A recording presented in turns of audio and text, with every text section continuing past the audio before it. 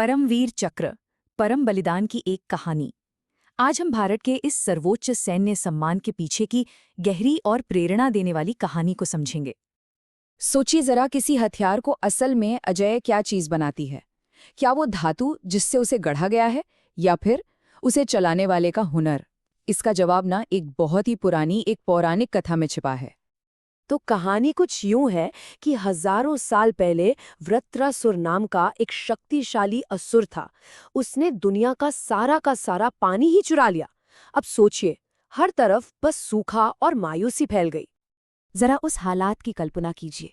मासूम लोग पानी के बिना तड़प रहे थे और उस दौर के जितने भी हथियार थे वो उस असुर के आगे बिल्कुल बेअसर थे। मतलब एक पूरी तरह से नाउमीदी का माहौल था।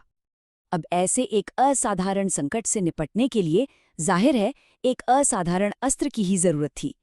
एक ऐसा हथियार जो किसी बहुत ही असाधारण चीज से बना हो, और वो चीज थी ऋषि दधीची की अस्थियां। और उन महान ऋषि ने लोगों की भलाई के लिए अपनी मर्जी से अपने प्राणों का त्याग कर दिया।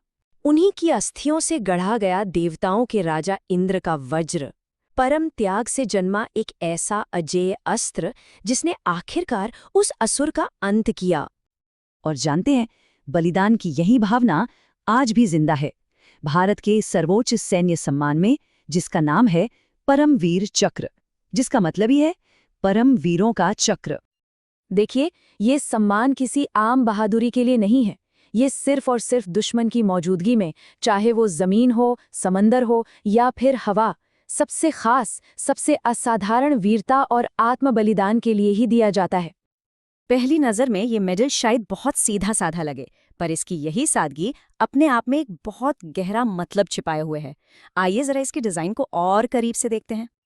और इसका जो डिज़ाइन है ना, वो कोई इत्तेफाक नहीं है।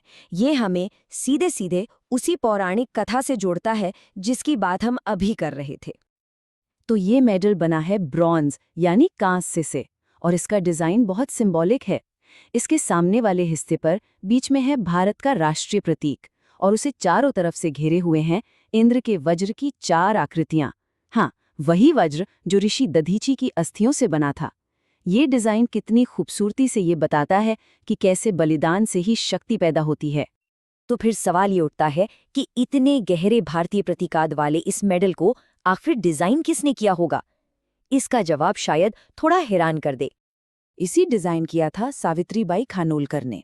अब मज़े की बात यह है कि वो जन्म से यूरोपियन थी। उन्होंने एक भारतीय सेना के ऑफिसर विक्रम खानोलकर से शादी की और फिर भारत की नागरिक बन गई। और सिर्फ इतना ही नहीं, उन्होंने मराठी, संस्कृत और हिंदी सीखी और भारतीय कला और परंपराओं की बहुत गहरी स्टडी भी की। परमवीर चक्र एक बहुत ही दुर्लभ सम्मान है। मतलब ये इतना रेयर है कि इसकी संख्या ही इसकी अहमियत और इसकी गंभीरता के बारे में सब कुछ बता देती है। आज तक ये मेडल सिर्फ 21 बार दिया गया है। सोचिए, सिर्फ 21 बार।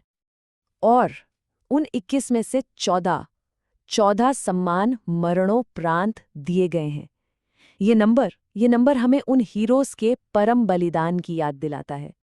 तो यहाँ सबसे जरूरी बात समझने वाली ये है कि जैसे इंद्र के वज्र को शक्ति मिली ऋषि दधीची की अस्थियों से, ठीक उसी तरह भारतीय सेना को अपनी ताकत और शक्ति मिलती है अपने सबसे बहादुर सैनिकों के बलिदान से। तो ये मेडल सिर्फ एक अवार्ड नहीं है, ये उस शक्ति का प्रतीक है। तो कुल मिलाकर परमवीर चक्र सिर्फ एक मेडल नहीं है, ये उससे कहीं बढ़कर है।